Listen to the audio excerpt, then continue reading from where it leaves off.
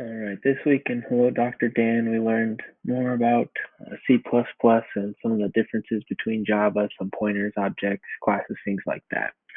The first thing that we learned here was the method, different types of methods passing by value um, a variable. We created this variable A and a pointer to A, and then we created a method that um, made a copy of A and then did some things to the actual value of A. And then we looked at the difference between creating a method of the pointer to A and then how that dereference to A, how that could change the actual variable of A. So it's interesting seeing those two different types of methods and how they affect a variable like that.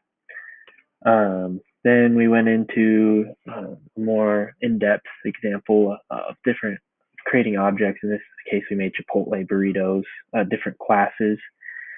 There's a lot that we did here.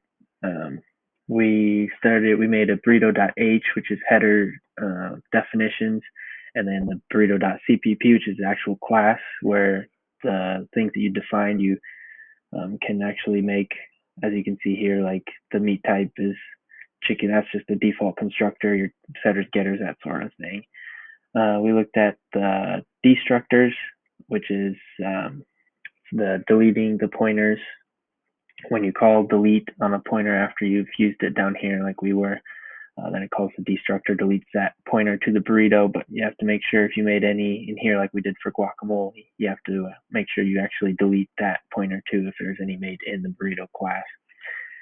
We made a program that would read in how many burritos you want, ask for the meat type and the beans, and then it would print out at the end.